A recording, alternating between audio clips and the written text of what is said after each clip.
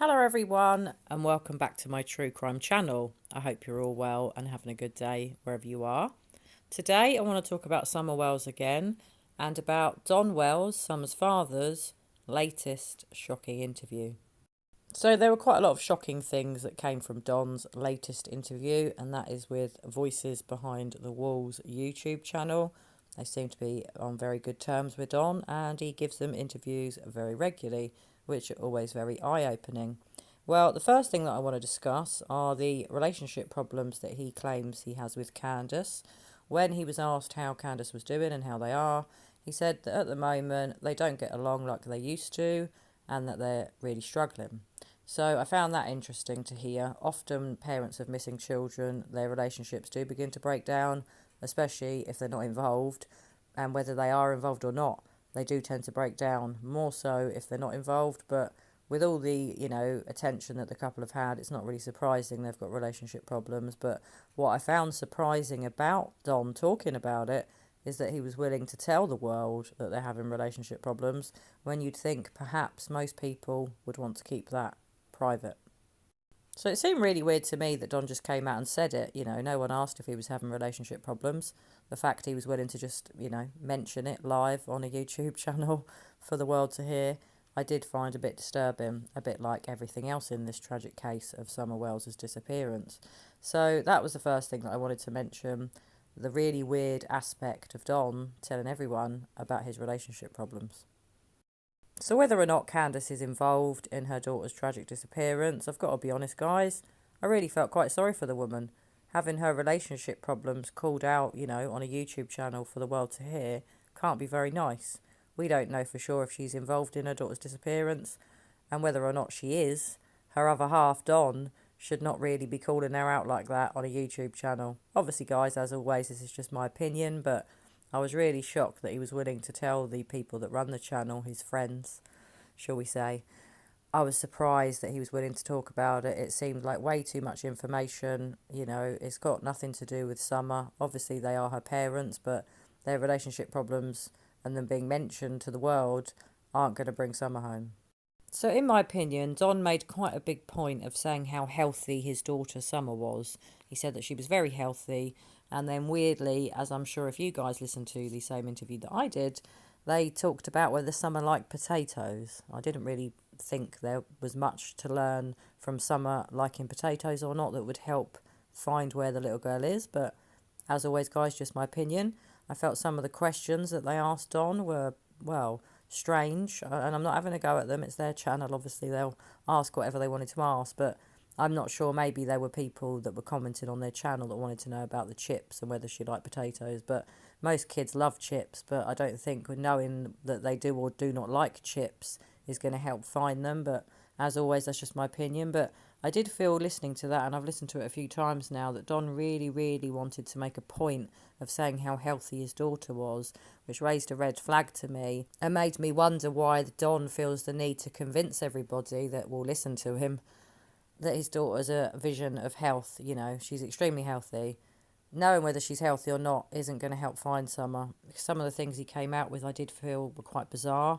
Some of the questions, like I said, he was asked were bizarre, but whether they came from, commenters on the live that was going on, I can't be certain on that. But I felt the whole interview, as always with Don, was very weird and very bizarre. So there were other things that I took from Don's interview, quite interesting.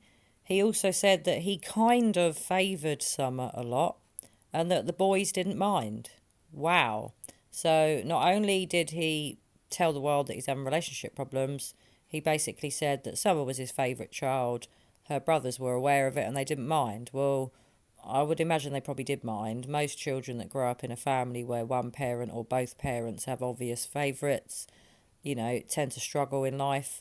Often when parents do have open favourites like that, and they are very open about who their favourite is and let the other children know, often that's a sign of narcissism. I have been wondering for quite some time now whether Don Wells could be a narcissist, and that's certainly a narcissistic trait. Living in a family where there's a golden child and you're not the golden child is not fun. Can't have been good for Summer's brothers. And I was really gobsmacked that Don was willing to just say, blurt it out that he kind of favoured Summer. I mean, kind of isn't, a very strong statement, but I think he was trying to play it down a bit. But if he was going to play it down, why mention it at all? I thought that was really sad to hear that Summer was his favourite. I know people do have favourite children, and not everyone that does is a narcissist, but what I mean by narcissist is people that are willing to just let it be known who their favourite child is. Often it is a sign of narcissism. I'm not insinuating that if you have a favourite child, you're a narcissist. I'm insinuating that if you have one and you tell your other children who it is, then potentially you are. So just to go back to that, something that Don followed up when he was saying that was that the boys never got mad and they understood how he felt about Summer. I thought that was really sad that he said that, and it still breaks my heart to know that the brothers were quite aware that they weren't his favourite, that he had a favourite, and that his favourite child was Summer. So going back to Don Wells, Summer's father, there is a lot more that has come out that I wanted to discuss. I've already mentioned it before, but yet again, Don's mysterious shed and how Don Wells loves to hide in sheds. We've heard this from his stepsister Jeannie now, that when he came out of prison, came back to continue where he left off with the abuse, which is sickening and horrific, and I really, really do feel sorry for Jeannie, bless her heart. She's been really brave and really courageous to speak out about the abuse, but he tried it on again. She obviously tells his dad and the stepmum. He goes off hiding, and now we know he was hiding in a shed. So you all know, guys, if you've been watching my videos, I've always found Don's sheds quite weird.